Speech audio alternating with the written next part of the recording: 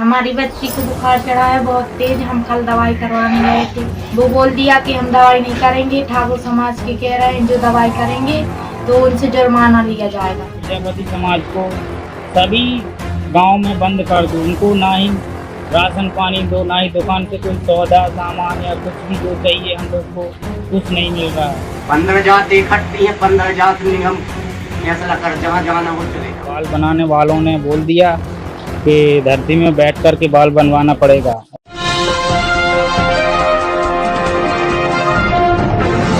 साथियों नमस्कार, मैं हूं नीरज पटेल और आप देख रहे हैं नेशन जनमत। धर्मांध लोग अक्सर सवाल करते हैं कि संविधानवादियों को हिंदू राष्ट्र से तकलीफ क्यों है। उनको ऐसा क्यों लगता है कि हिंदू राष्ट्र का मतलब मनुस्मृति का शासन कायम करके एक जाति का वर्चस्व स्थापित करना है। इसका उत्तर जानना है तो मध्य प्रदेश के दमोह जिले के सिंहपुर गांव पहुंचिए और वहां का नजारा देखिए।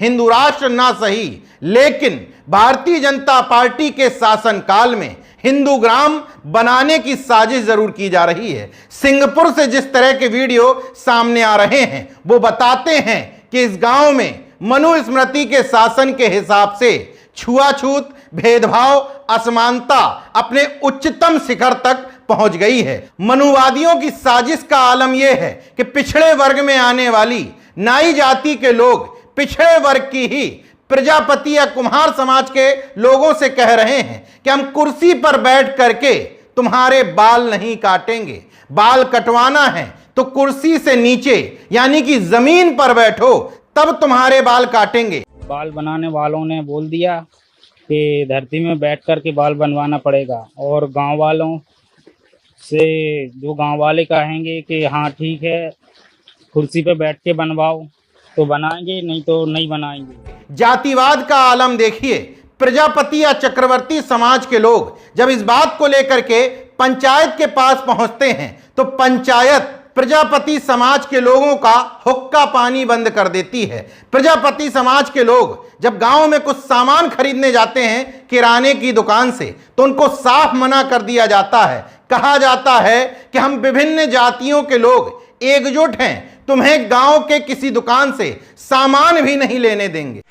दुकानदार की ले रहा है भैया का 15 जात को 15 जात इकट्ठी है, 15 जात निगम फैसला कर जहाँ जाना हो चले जाओ। ठीक है ना, तो अपन वो की बात नहीं, हमको भरना ही अकेले। ठीक है तो हम वो तो हाँ ठीक है। 150 वोट आई हैं जो ने सोच का पोलिंग निकाल ले तुम। अरे यार तो अपन बात सुनो जे मोबाइल चमकत जो बाद में हाँ ठीक है भैया, ये लग कर चढ़। हाँ ठीक है ठीक। वो गांव के सरपंच से बुला लाओ फिर दे दे। हम लोग तो बोल रहे हैं वो तो हम दे दें, फिर अभी मना नहीं है, सरपंच को बुला लाओ। ठीक है। सही अर्थों में देखें तो हिंदू ग्राम बनने की ओर अग्रसर सिंहपुर इस तथाकथित हिंदुत्व की असली तस्वीर पेश कर रहा है। जिस दुकान से सामान देने को मना किया जा रहा है वो ओबीसी की चौरसिया बिरादरी के लोगों की है और जो शख्स पीछे खड़े होकर के ज्ञान दे रहा है कि जिसके पास जाना है चले जाओ, हम सामान नहीं देंगे, वो ठाकुर बिरादरी का है। मतलब गवर्न ठाकुर और ब्राह्मण समाज के लोग ही ओबीसी की विभिन्न जातियों को कर रहे हैं। ओबीसी की क्या, उस गांव के सरपंच आदिवासी समाज से हैं।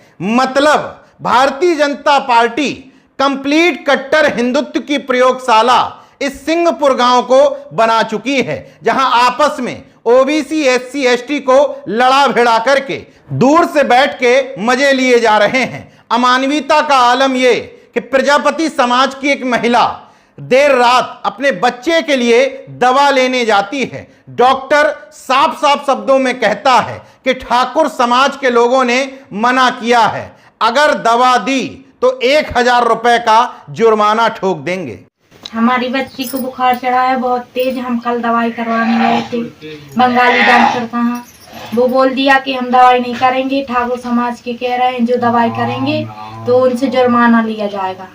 इस तरह का बैन केवल प्रजापति समाज पर ही नहीं बल्कि मध्य प्रदेश में ओबीसी में आने वाली धोबी बिरादरी, जिसको मध्य प्रदेश में बरेठा कहा जाता है, उस पर भी लगाया गया है। एससी में आने वाले अहिरवार यानी कि चमार समाज पे भी लगाया गया है, बंसखोर यानी कठेरिया समाज पर और वाल्मीकि समाज पर भी लगाया गया है। नेशनल जनमत से बातचीत करते हुए प्रजापति महासभा उत्तर प्रदेश के अध्यक्ष राकेश प्रजापति ने साफ शब्दों में कहा कि जिस समय उन्होंने होर्डिंग लगवाई थी लखनऊ में, जिसमें जे वर्णाधम तेली कुमारा चौपाई का जिक्र करते हुए तुलसीदास चौबे के जातिवाद पर सवाल उठाया था, उस समय तमाम मनुवादी तिलमिला गए थे कि रामचरितमानस पर सवाल क्यों।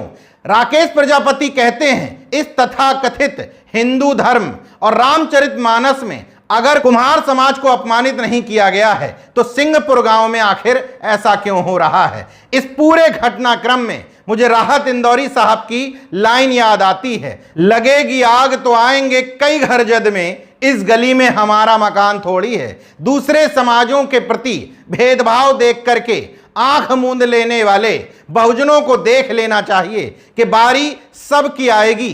इस तथाकथित हिंदू राष्ट्र के एजेंडे में मनुस्मृति का शासन ही है, क्योंकि संविधान सभी समाजों को इजाजत देता है कि वो देश में बड़े बड़े संवैधानिक पदों पर बैठ सकें। गौर करिएगा, धार्मिक पदों पर नहीं बैठ सकते, ये मनुस्मृति कहती है। संवैधानिक पदों पर बैठ सकते हैं, ये संविधान कहता है। इसलिए इन लोगों को संविधान से सबसे ज्यादा तकलीफ है।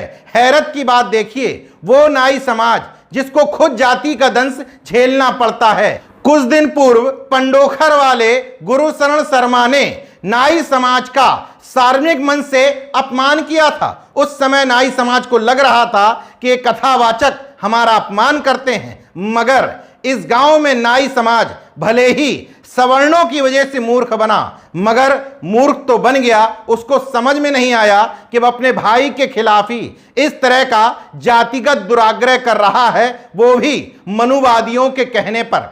अगर उस गांव के पिछड़े दलित समाज के लोगों को यह बात समझ में आ जाती है तो मनुवादी और सामंती क्या खाक कर लेंगे।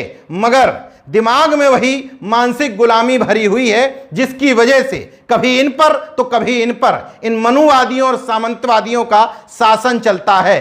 सिंहपुर गांव के लोग अगर ये वीडियो देख रहे हो तो नेशनल जनमत का अनुरोध है, आपस में मिल बैठ करके सामंतियों और मनुवादियों की साजिश को समझें। भाई से भाई को लड़ाया जा रहा है क्योंकि पूरे देश में बहुजन एकता कायम हो रही है। अगर सिंहपुर गांव में बहुजनों की यूनिटी को तोड़ने का यह प्रयोग सफल हो गया तो पूरे मध्य प्रदेश क्या पूरे देश में इसको विस्तारित किया जाएगा। हालांकि संविधान के रहते हुए ऐसा मुमकिन नहीं। संविधानवादियों से भी अपील है कि इस मामले में बढ़ चढ़ करके आगे आएं और उस गांव के बहुजनों को एकता के सूत्र में पिरोएं।